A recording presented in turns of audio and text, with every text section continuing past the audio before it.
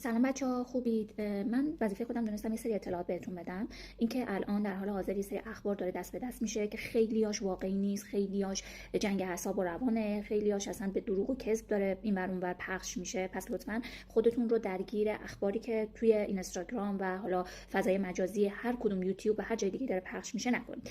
این یه مورد دوم در مورد نتنز هست که خب مورد اصابت قرار گرفته، یه سری خسارات دیده و الان این اخبار داره دست به دست میچرخه که تشعشعات رادیواکتیو پخش شده. یه سری الان من امروز دیدم که باز توی بعضی کانال ها و توی اینستاگرام داره گذاشته میشه که رئیس سازمان امور هسته‌ای گفته نمیدونم خسارت دیده، وارد جریان زیرزمینی شده، اعلام تخلیه اصفهان دادن و از این جور مسائل.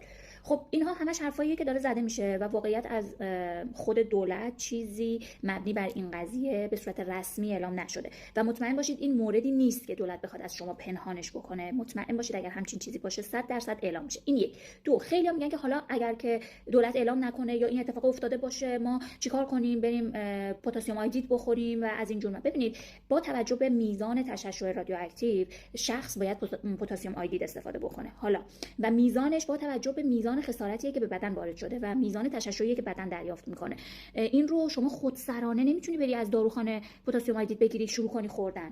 باید زیر نظر پزشک باشه، باید زیر نظر دولت باشه. خود دولت این کار برای شما انجام میده، مراکز مخصوص میذاره، پزشکای مخصوص میذاره، شما رو زیر نظر پزشک میبره و با توجه به میزان تشعشع به شما پتاسیم آیودید میدن. پس لطفاً آرامش خودتون رو حفظ کنید، توی خونه هاتون بمونید. اگر هم همچین اتفاق افتاده باشه بهترین روش و جلوگیری از ایجاد تشعشع در بدن رو باز دوباره بهتون میگم توی پست بعدی، چون این خیلی طولانی میشه. توی پست بعدی میام بهتون میگم که چیکار کنیم که در معرض تشعشع قرار نگیریم یا که کمتر قرار بگیریم.